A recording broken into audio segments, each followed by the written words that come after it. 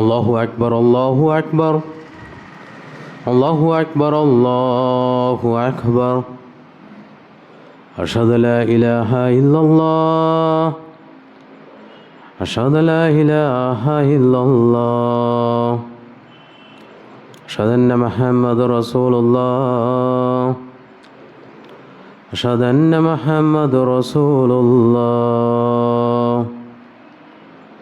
حي على الصلاة حي على الصلاة حي على الفلاح حي على الفلاح الله أكبر الله أكبر لا إله إلا الله.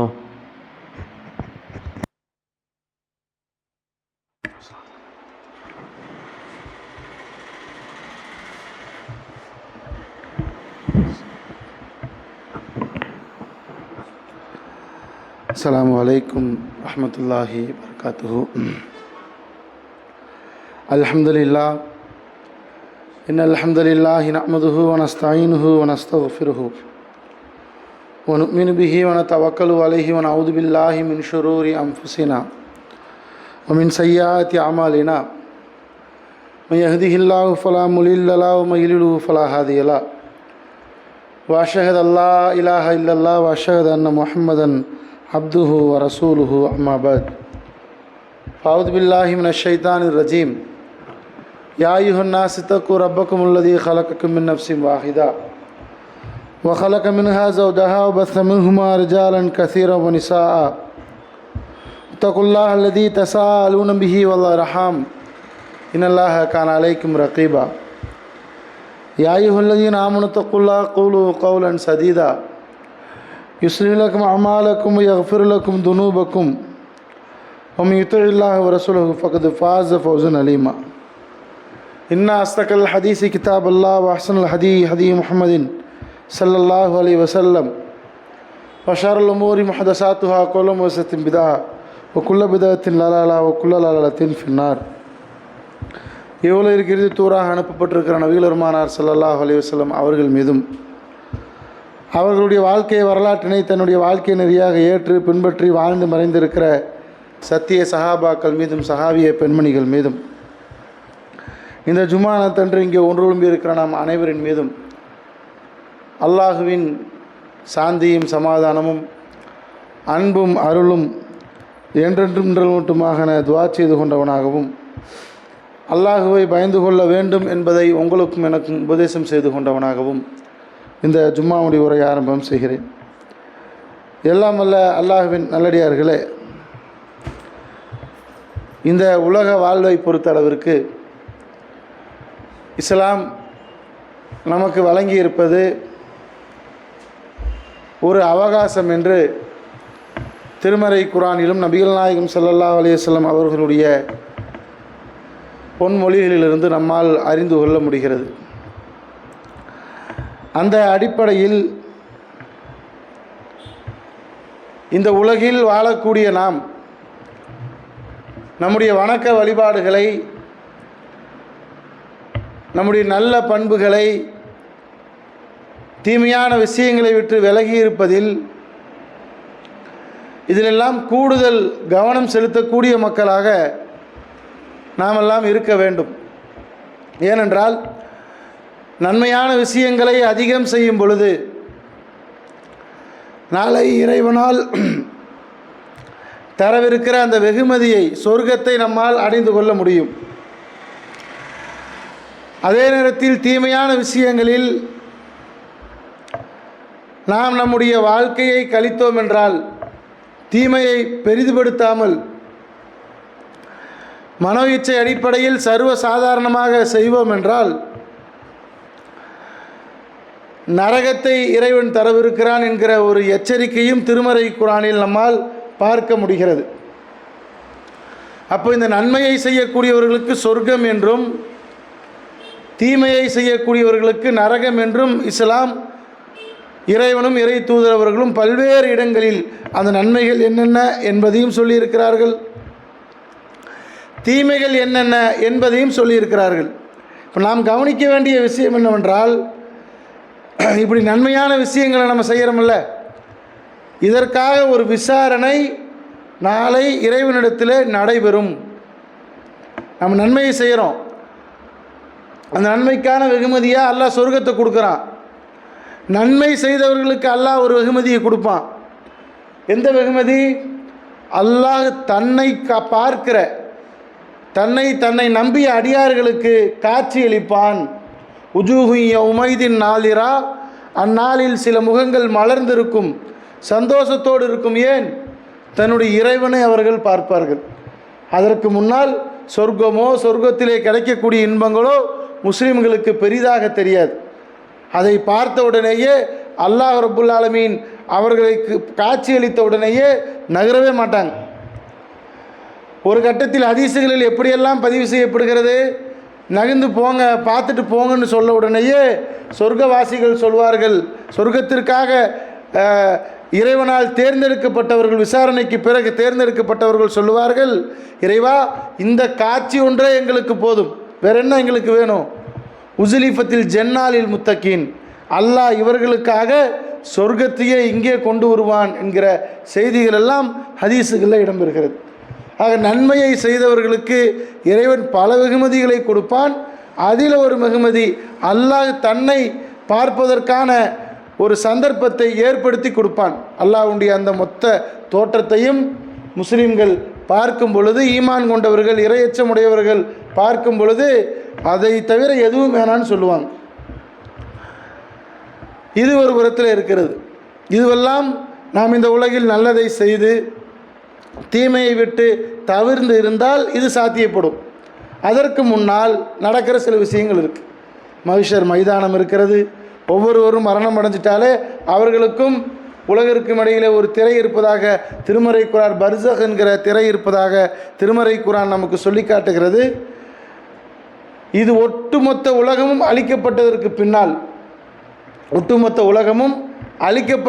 பின்னால் இந்த உலகில் யாரெல்லாம் தோன்றி இருக்கிறார்களோ எல்லா நபர்களையும், அது ஆதம் அலைஹிஸ்ஸலாத்திலே இருந்து அல்லது அவர்களுக்கு முன்னால் யார் இருந்தாலும் சரி, மொத்த உலகமும் அல்லாஹ்விற்கு முன்னால் நிற்கும். எதற்காக?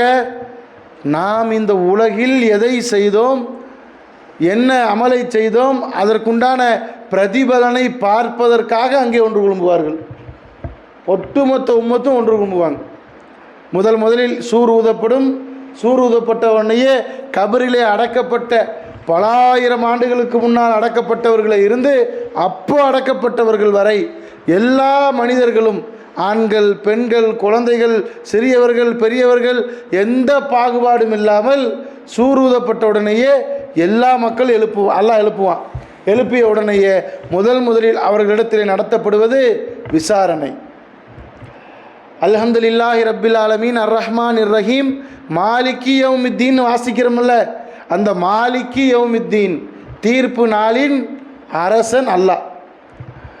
அந்த அரசன் அதுவரை உலகில் தான் படைத்த எல்லா படைப்புகளையும் மலக்குமார்களுடைய வேலை என்னவென்றால் சூறுமாறு சொல்லப்படும். அந்த சூர் ஊதப்பட்ட உடனேயே எல்லா மனிதர்களும் எழுந்து அல்லாஹ்விற்கு முன்னால், அந்த விசாரணைக்கு முன்னால், அந்த நீதிபதிக்கு முன்னால் எல்லா மக்களும் ஆஜராக இருப்போம். இதில் தெரிந்துவிடும் யார் யார் என்ன தப்பு செஞ்சாங்க.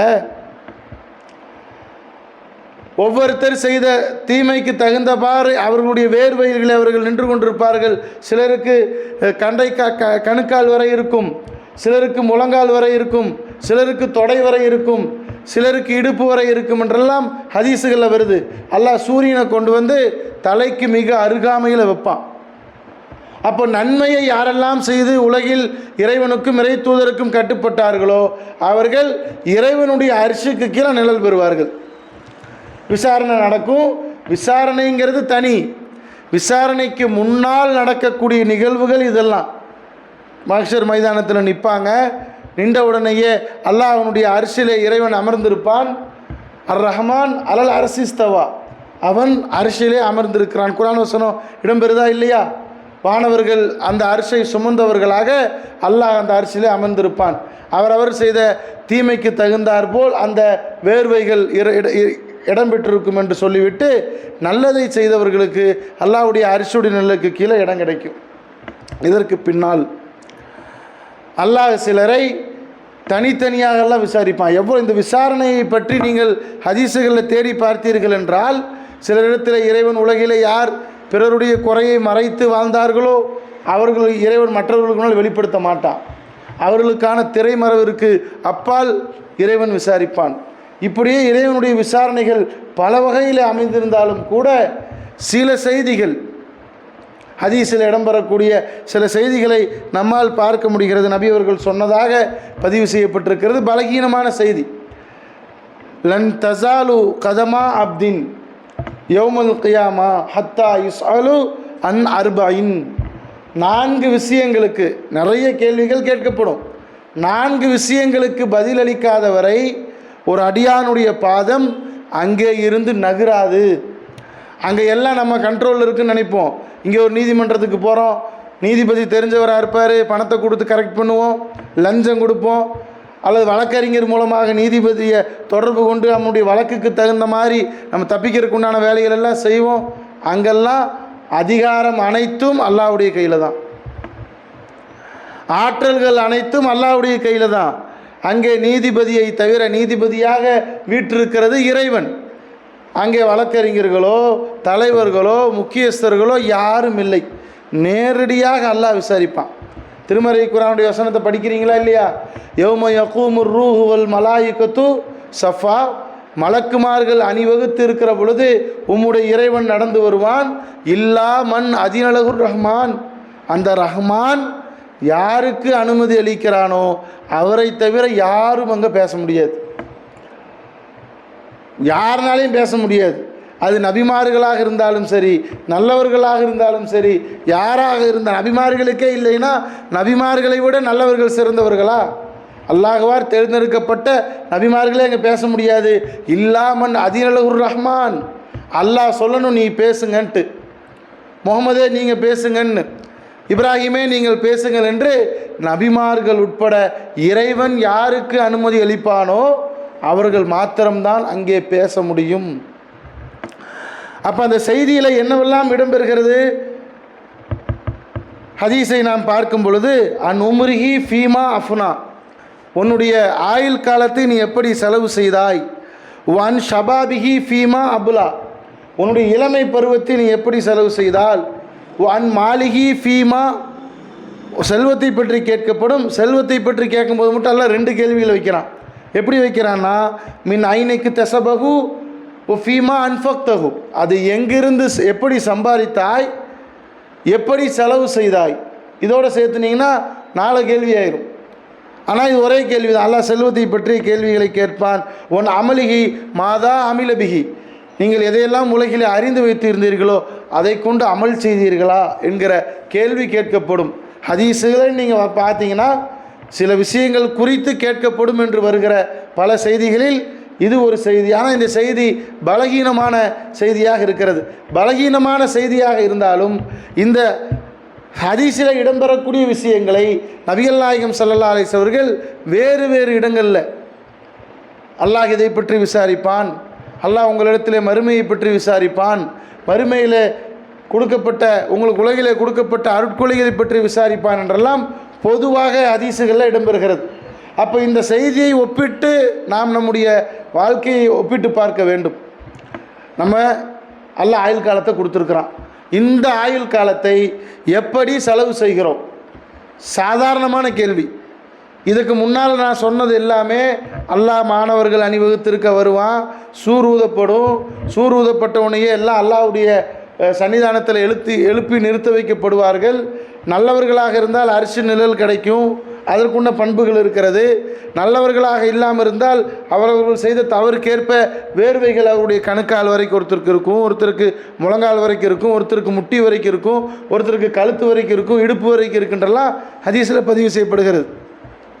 ஆனால் குறிப்பிட்ட சில கேள்விகளை இறைவன் கேட்பான் என்ற ஹதீஸுகளை நம்ம பார்க்கும் பொழுது இந்த செய்திகள் இடம்பெறுகிறது. இன்னும் என்னவெல்லாம் இடம்பெறுது? இன்ன அவ்வளமாயு ஹாசிபு பிஹில் அப்து யௌமில் கியாமா அஸ்ஸலாத். உங்களில் மறுமையில் முதலில் உங்களிடத்தில் விசாரிக்கப்படக்கூடிய கேள்வி என்பது தொழுகையை பற்றித்தான். அந்த தொழுகை சரியாக இருந்தால் மற்ற எல்லாம் சரியாகிவிடும். அது பாலடைந்து விட்டால் மற்றதும் பாலடைந்து விடும் என்கிற கருத்தின் அடிப்படையில் அல்லாஹ்வுடைய தூதர் சொல்லியிருக்கிறாங்க. இன்னொரு செய்தியை நீங்கள் எடுத்து பார்த்தீங்கன்னா, மறுமை நாளில் உங்களிடத்தில் விசாரிக்கப்படக்கூடியதில் உங்களுக்கு உலகில் இறைவன் அருட்கொடைகளை கொடுத்தான்ல, இந்த அருட்கொடைகளை குறித்தும் அல்லாஹ் விசாரிப்பான். சும்மலத்துஸ் அலுன்ன யௌமைதின் அனின் நயீம். இது குர்ஆனுடைய வசனம். அல்ஹாக்கு முத்த காசூருங்கிற அந்த அத்தியாயத்தை நீங்கள் ஓதும் பொழுது கடைசி வசனம், உங்களுக்கு வழங்கப்பட்ட அருட்கொடைகளை நாளை மறுமையில் விசாரிக்கப்படுவீர்கள், நேரடியாகவே வருது.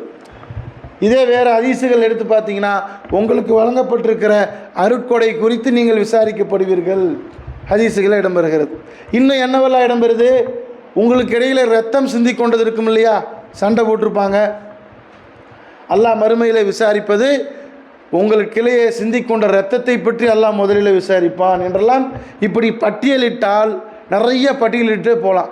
அல்லாஹ் விசாரிக்கிறது, அல்லாஹ் முதல்ல விசாரிக்கிறது என்றெல்லாம் நிறைய நம்மால் பட்டியலிட முடியும். ஆனால் ஜும்மாவுடைய நேரம் பத்தாது. அப்போ இந்த ஒரு செய்தியை மாத்திரம் அதில் இருக்கக்கூடிய விஷயங்கள் குர்ஆனுக்கும் ஹதீஸிற்கும் எந்த விதத்திலும் முரணில்லாமல் அமைஞ்சிருக்கு. நம்முடைய ஆயுள் காலத்தை அல்லாஹ் கொடுத்துருக்கிறான். எப்படி கழிக்கிறோம்? மற்ற சமூகத்துக்கு எப்படி வேணால் ஆயுள் காலம் இருக்கலாம். முஹம்மதினுடைய உம்மத்திற்கு இன்ன அமாரி உம்மத்தி, என்னுடைய சமுதாயத்திற்கு நான் வழங்கியிருக்கிற, இறைவன் வழங்கியிருக்கிற ஆயுள் காலம் என்பது 60 முதல் 70 தான்.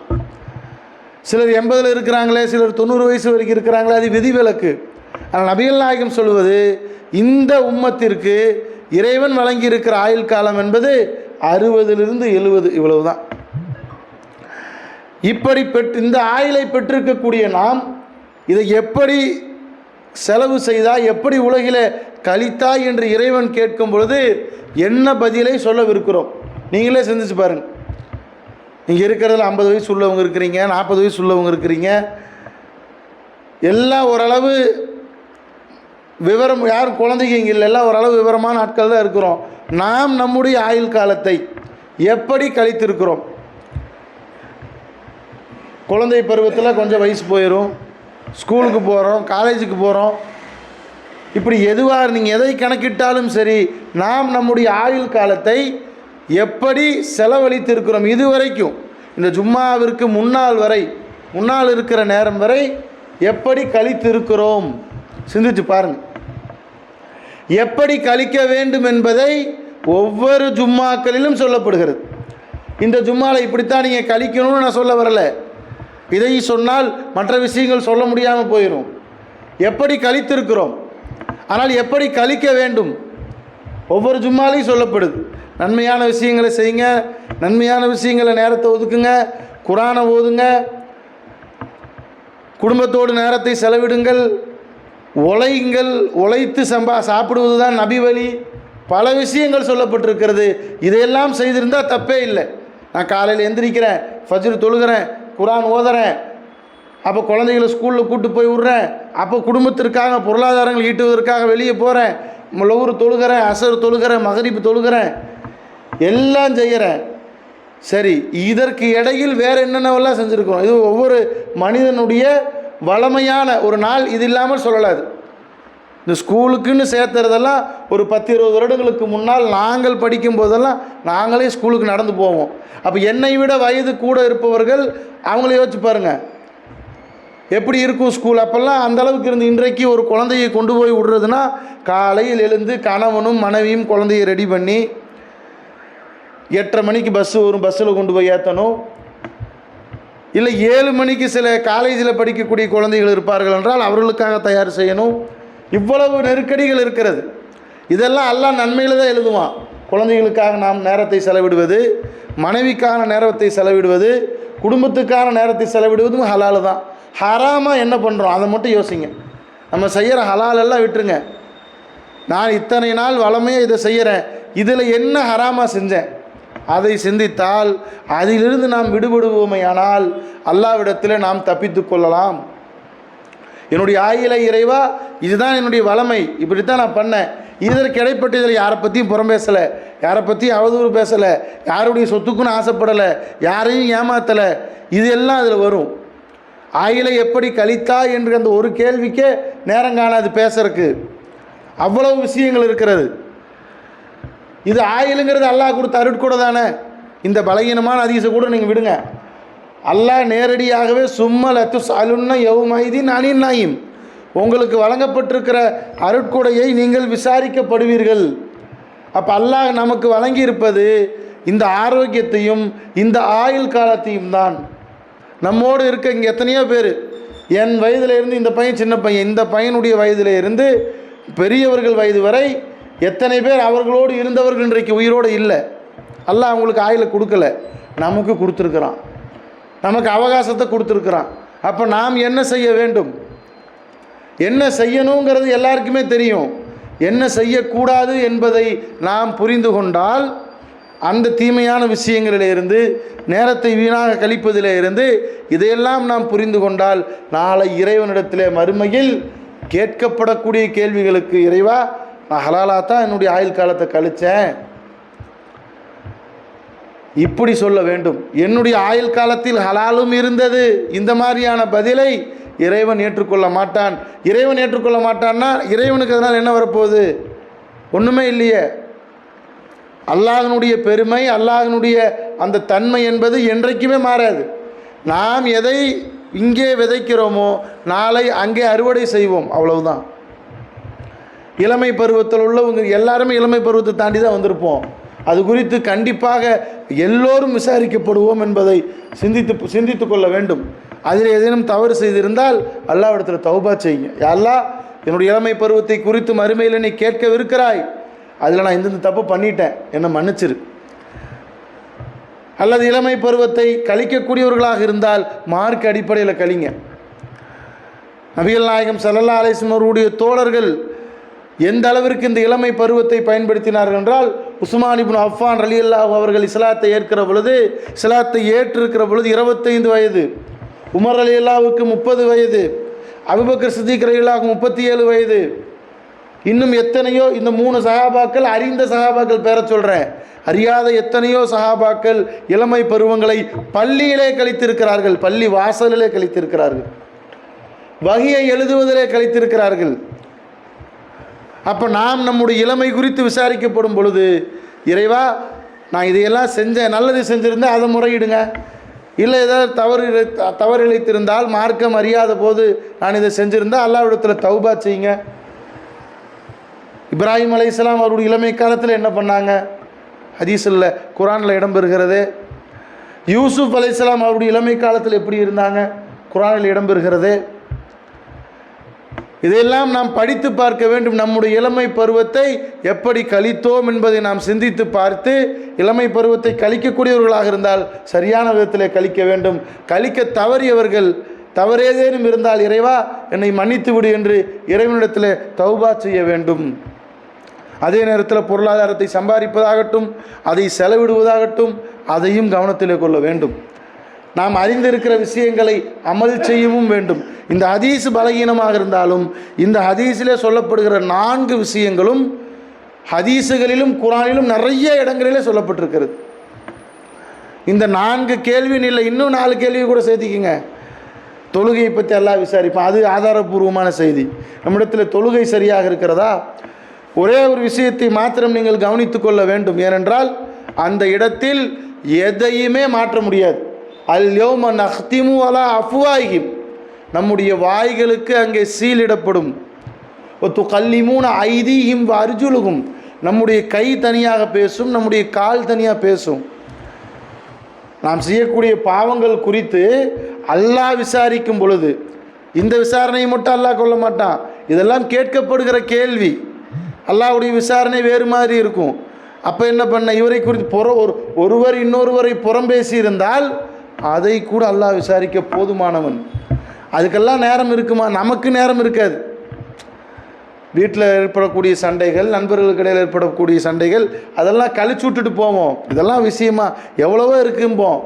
அல்லாஹ் அப்படி போக மாட்டான். ஒருவரை பற்றி மற்றொருவர் புறம் பேசி இருந்தால் மறுமை நாளில் புறம் பேசியவரும் புறம் பேசப்பட்டவரும் வருவார்.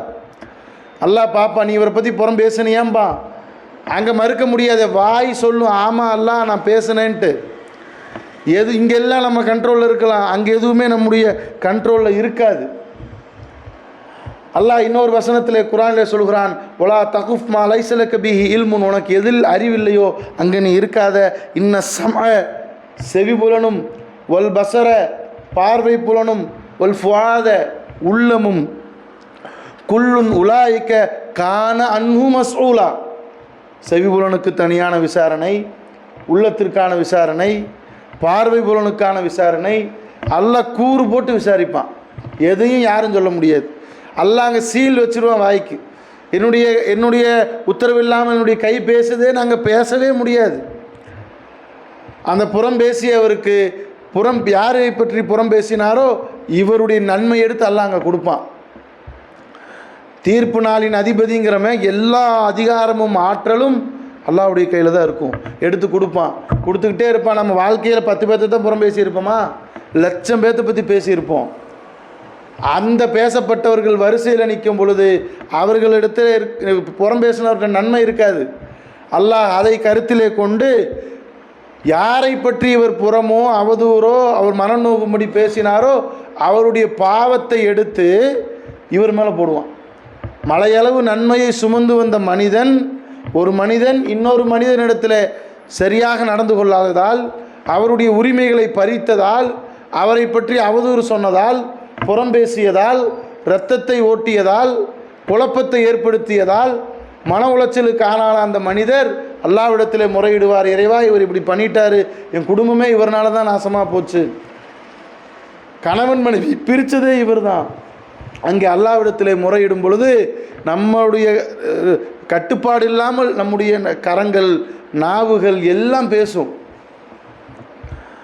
நன்மையை மலையளவு கொண்டு வந்த மனிதன் நன்மையை இழந்து யாரை பற்றியெல்லாம் இவர் புறம் பேசினாரோ, இவர் யாருக்கெல்லாம் பாதிப்பை உள்ளாக்கினாரோ அவருடைய தீமைகளை சுமந்து செல்வார் என்று நபிகள் நாயகம் ஸல்லல்லாஹு அலைஹி வஸல்லம் அவர்கள் சொல்கிறார்கள். என்றால் அல்லாஹ் அவ்வளவு நீதமானவன், அல்லாஹ் அவ்வளவு அங்கே சர்வாதிகாரம் இல்லை. அதை அந்த இடத்துல பார்ப்போம். அங்கே அல்லாஹ்வை தவிர யாரும் பேச முடியாது. எவ்வளவுதான் வேண்டப்பட்டவர்களாக இருந்தாலும் எதுவுமே அங்கே இல்லை. அது இப்ராஹிம் அலைஹிஸ்ஸலாம் அல்லாஹ்வுடைய தோழருங்கிறான், அவருக்கும் அதுதான் நிலைமை. எல்லா நபிமார்களும் ரசூலுல்லாஹ்ட்ட வந்து முறையிடுவாங்க. முகமதே நீங்கள் போய் அல்லாஹ்விடத்தில் பேசுங்கன்னு சொல்லும்போது அல்லாஹ்வுடைய தூதர் சஜிதாவிலே விழுவார்கள். அல்லாஹ் சொல்வான், இர்ஃபா யா முகமதே இர்ஃபா ரஸக, உம்முடைய தலையை உயர்த்து நீங்கள் கேளுங்கன்னு அல்லாஹ் சொல்லுவான். அப்போ அல்லாஹினுடைய விசாரணை என்பது, அந்த விசாரணை வளையம் என்பது இன்றைக்கு உலகத்தில் நம்ம பார்க்குற விசாரணை மாதிரி இருக்காது. இதெல்லாம் பொய், இதெல்லாம் கண் துடைப்பு, இதெல்லாம் நாடகம். அல்லாஹ்விடத்திலே நாம் விசாரிக்கப்படுவோம் என்பதை யாராலும் தவிர்க்க முடியாத விஷயம். அது எவ்வளோ பெரிய அநியாயக்காரனாக இருக்கட்டும், இன்றைக்கு பாலஸ்தீனத்தை அடித்த அமெரிக்காவாகட்டும், இஸ்ரேலாகட்டும், யாராக இருக்கட்டும், அல்லாஹ்வுடைய சன்னிதானத்தில் வரும்பொழுது பாதிக்கப்பட்டவர்களுக்கென்று இறைவன் கண்டிப்பாக நீதியை பெற்று தருவான். அதில் எந்த விதமான மாற்று கருத்திற்கும் இடமில்லை. இது வெறும் பாதிக்கப்பட்டதுக்கு மட்டுமல்ல, வேறு என்னவெல்லாம் நாம் செய்தோமோ எல்லாவற்றையும் பற்றி நாளை விசாரிக்கப்படுவோம் என்பதை உங்களுடைய கவனத்திற்கு கொண்டு வந்து நம்முடைய வாழ்க்கையை சரியான முறையில் வாழக்கூடிய பாக்கியத்தை இறைவன் நாம் அனைவருக்கும் தந்தருள் புரிவானாக.